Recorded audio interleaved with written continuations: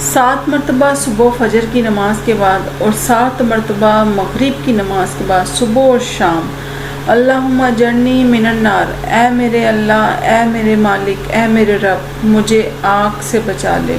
اللہ اس شخص کو، اس بندے کو آگ سے بچانے کا وعدہ کرتا ہے اور خود آگ کہہ رہی ہے۔